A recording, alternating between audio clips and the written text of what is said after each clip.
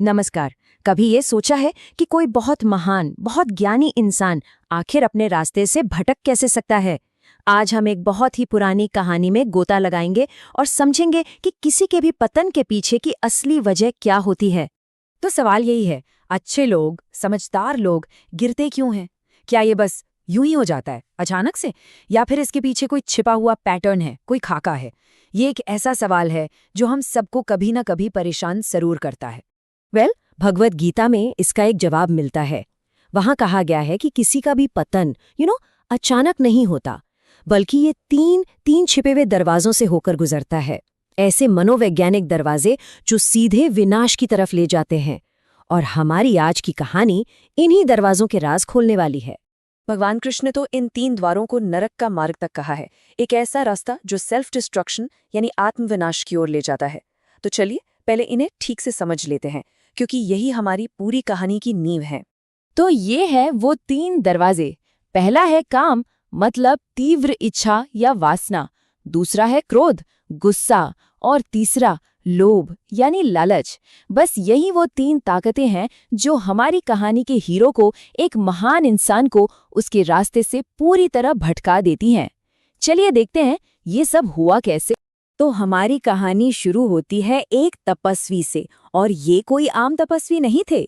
ये अपनी बुद्धि, अपने अनुशासन, अपने ज्ञान के शिखर पर थे। एक ऐसे महान ऋषि जिनका हर कोई सम्मान करता था। अब देखिए, उनकी जिंदगी की शुरुआत हुई एक राजघराने में। पैदा तो वो राजकुमार बनकर हुए थे, पर उन्हें भेज दिया गया गुरुकुल, जहां उन्होंने वेद और शास्त्र पढ़े। लेकिन फिर एक बहुत बड़ी ट्रेजेडी हुई। एक कुदरती आफत में उनका पूरा परिवार खत्म हो गया, और इस गहरे दुख ने उन्हें दुनिया से बिल्कुल अलग कर दिया। और वो हिमालय चले गए एक तपस्वी का जीवन जीने। और समय के साथ वो एक बहुत ही प्रसिद्ध ऋषि बन गए। उनकी शोहरत इतनी फैली कि एक क्रूर राजा, जो बहुत जालिम माना जाता था, वो भी उनके बारे में सुनकर उनसे मिलने आया।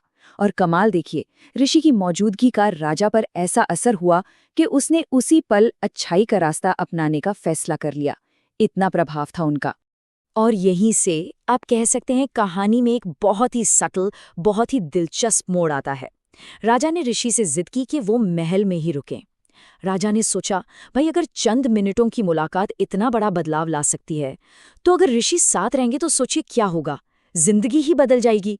और ऋषि राजा का ये आग्रह टाल नहीं सके। अब जरा इन 2 दुनियाओं का फर्क देखिए। जंगल में ऋषि पूरी तरह आत्मनिर्भर थे, शांत थे, किसी चीज से कोई मतलब नहीं। और महल में वो दूसरों पर निर्भर हो गए, और वो जो आराम की जिंदगी थी ना, उससे जुड़ते चले गए। राजा ने उनके लिए शाही बाग में एक सुंदर सी कुटिया भी बनवा दी, और बस यहीं से लगाव का वो पहला बीज बोया गया। तो महल का वो जो आराम था, वो धीरे धीरे ऋषि के अनुशासन को खोखला कर रहा था। और फिर एक छोटी सी घटना ने एक ऐसी चेन रिएक्शन शुरू कर दी जिसके बारे में उन्होंने कभी सोचा भी नहीं होगा। हुआ ये कि एक दिन राजा को किसी काम से बाहर जाना पड़ा, और जिस सेवक को ऋषि की देखभाल के लिए रखा गया था, वो बेचारा पड़ गया बीमार। अब हुआ ये कि ऋषि को समय पर खाना नहीं मिला, और बस इतनी सी बात पर वो राजा पर गुस्से से फट पड़े। रानी ये सब खामोशी से देख रही थी, और उन्हें ऋषि के बर्ताव में ये अजीब सा, पहले कभी ना देखा गया बदलाव साफ नजर आया। और ये था पहला दरवाजा, क्रोध, गुस्सा। ये वो आग है जो हमारी उम्मीदें पूरी न होने पर, या हमारी इच्छाओं के रास्ते में कोई रुकावट आने पर भड़क उठती है। मतलब जो ऋषि हर परिस्थिति में शांत रहते थे, वो अब आरामदायक जीवन के इतने आदी हो चुके थे कि एक छोटी सी तकलीफ भी बर्दाश्त नहीं कर पाए। फिर कुछ दिन और बीते, और एक बार फिर उन्हें खाना मिलना लेट हो गया। इस बार वो खुद महल में चले गए, और वहां उनकी नजर पड़ी रानी पर। वो रानी की सुंदरता को बस देखते ही रह गए।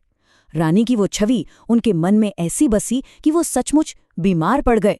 प्रेम रोप में इतने कमजोर हो गए कि खाना पीना तक छोड़ दिया। और ये खुल गया दूसरा दरवाजा, काम यानी वासना। एक ऐसी जबरदस्त इच्छा जो हमारी इंद्रियों से पैदा होती है और हमारे सोचने समझने की शक्ति पर, हमारे विवेक पर पर्दा डाल देती है।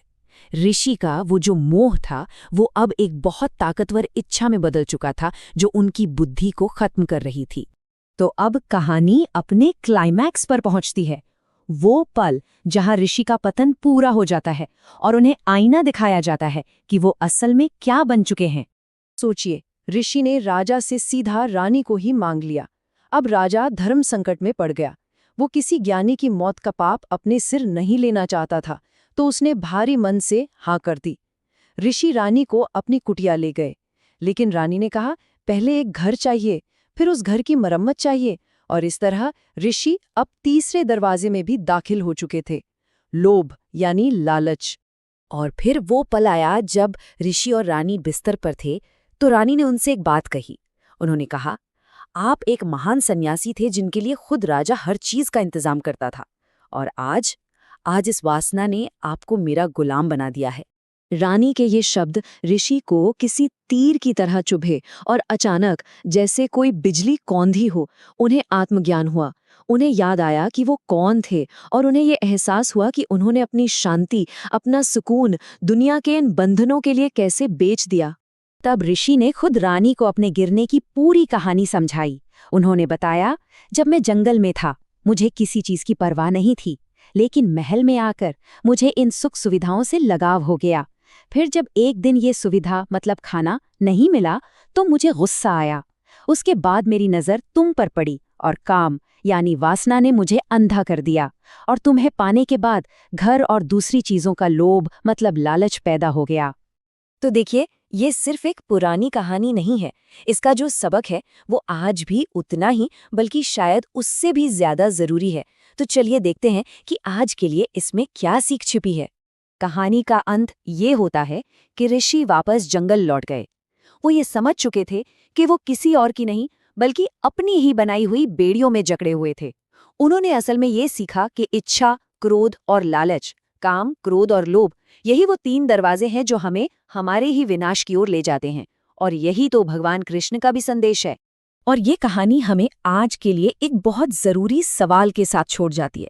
जरा सोचिए, आज के इस दौर में इन 3 दरवाजों काम, क्रोध और लोभ, इनमें से किस पर पहरा देना सबसे ज्यादा मुश्किल है? Thank you. Please like, share and subscribe. Radhe Radhe.